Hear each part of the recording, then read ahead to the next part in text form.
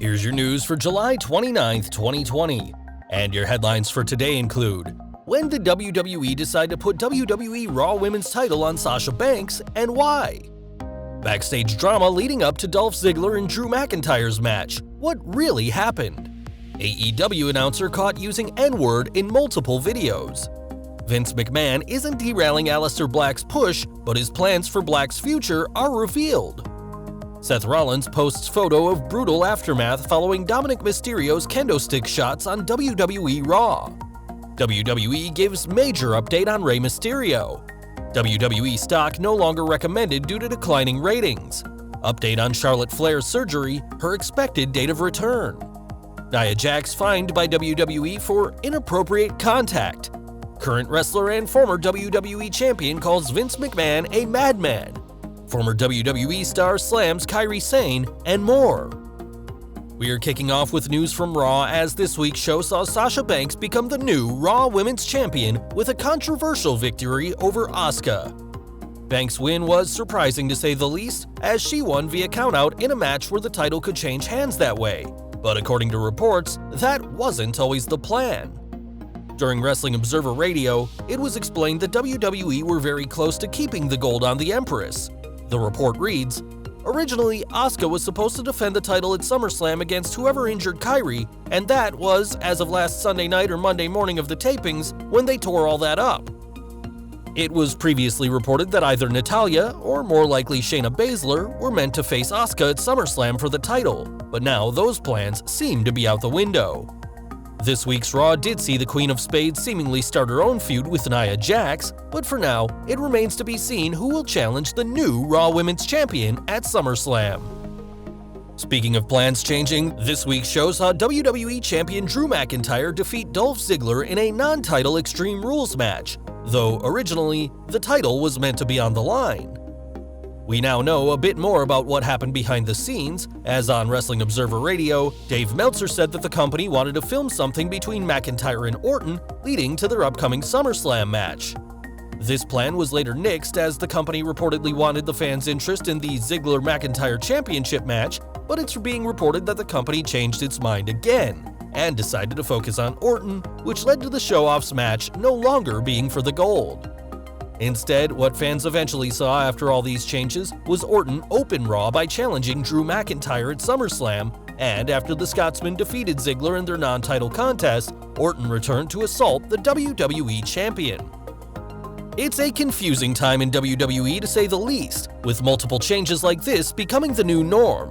But what we know for certain is that Orton and McIntyre will collide with the title on the line this August at SummerSlam.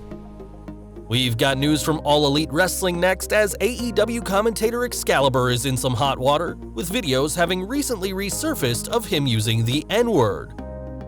The videos, which were filmed whilst Excalibur was still a wrestler, show the future commentator using the word both during a taped promo, as well as at a live event in front of fans, where he shared the ring with future WWE Universal Champion Kevin Owens. This is clearly something AEW didn't want to see, especially given the current social climate in the United States, and in the past, the company has had a hardline policy against intolerance.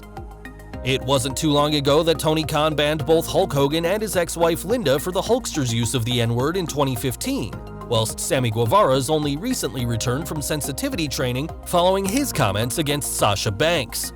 It's possible that Excalibur may have to undergo some training of his own, as this is the last thing AEW wants to see one of its employees do. Back to the ring now, and Aleister Black was written off TV this week with an attack from Seth Rollins following rumors that Vince McMahon doesn't want to push him anymore. That may not be the case, as Alex McCarthy of TalkSport explained, as there may be a different reason why Black was written off. He said, "Vince is a huge fan of the performer, and of Tommy, Black. Size, agility, skill, but he's worried the character is a gimmick and will limit him." It does seem like a strange decision for McMahon to pull Black, considering that the show is missing several big names, and Ringside News is reporting that whilst Black did have an eye injury angle this week, it's not meant to write him off, and that he could face Rollins or Murphy at SummerSlam. Change in character could still be in the works for the Dutchman, as though he's remained popular with fans. Time will tell what will change in Vince McMahon's efforts for Black to appeal to a wider audience. Speaking of the biggest party of the summer, we've got news from Dominik Mysterio, who may be a factor at the pay-per-view. Ringside News is reporting that the younger Mysterio is, quote, in the mix for the show, and that the term drowning has even come up in discussions. Whilst Dominik may be in the mix, there's no word of what his father Rey may do, though matches that are being discussed include Dominik vs. Seth Rollins, Rollins and Murphy vs. Black and Dominik, as well as Rollins vs. Kevin Owens in a WrestleMania rematch. It's notable that in all these plans, there's no word on what Rey would do, and hopefully fans will get a better picture of what's planned for all the superstars mentioned as we get closer to SummerSlam. Fans did get to see Dominik on this week's Raw, as the future superstar got some payback for his dad by attacking Seth Rollins with a kendo stick. On Twitter, the Monday Night Messiah shared a photo of his scarred back and described Dominik as that stubborn Mysterio kid, who was apparently a hiccup in an otherwise great show.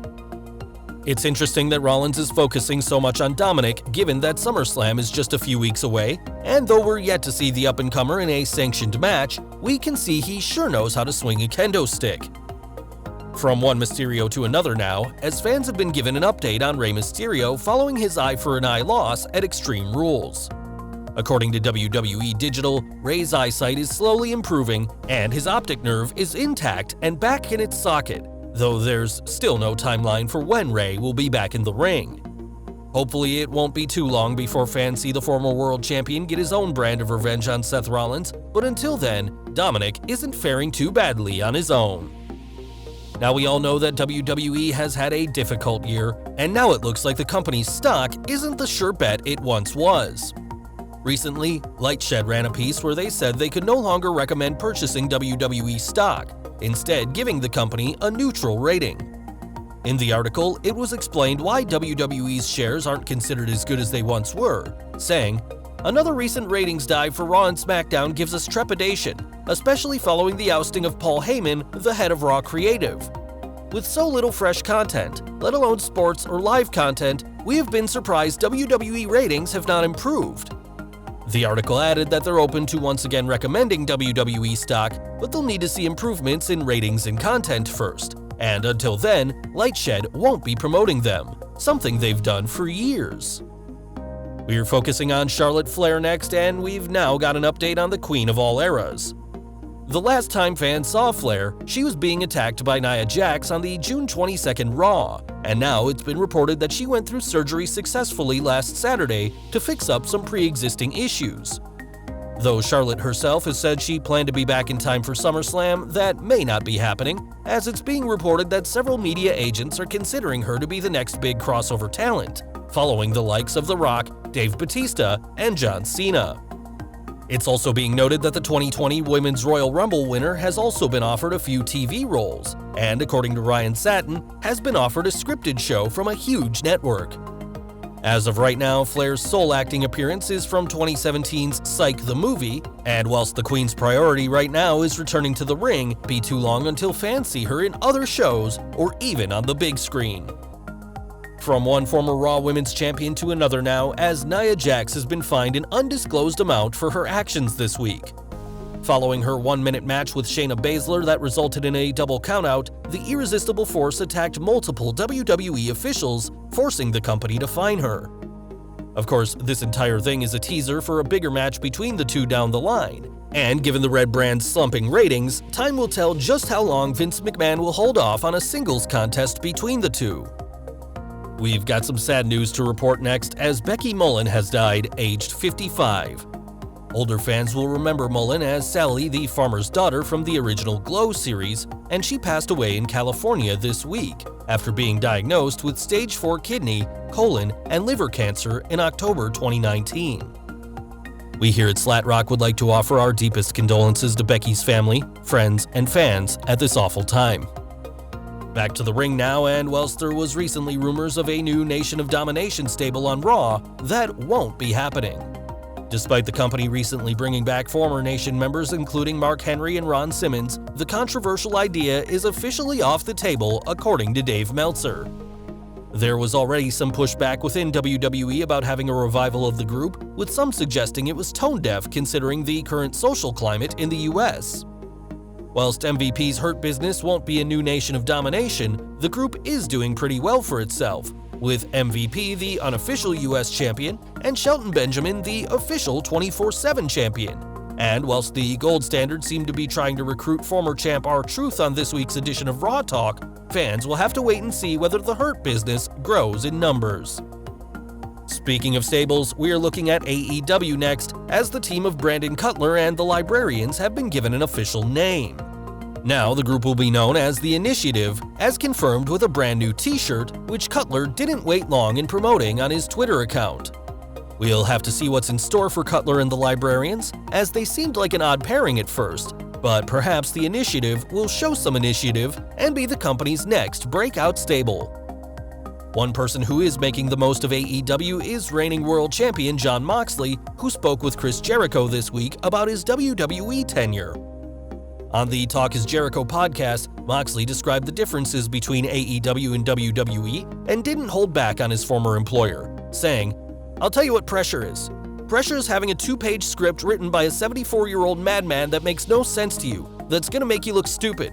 And you're on worldwide TV, live, and you gotta memorize every single line and somehow try to pull it off." That madman is, of course, Vince McMahon, as it's no secret that Moxley had issues with WWE behind the scenes when he was with the company, and whilst we one day may see Dean Ambrose return, Moxley seems more than happy right now in AEW.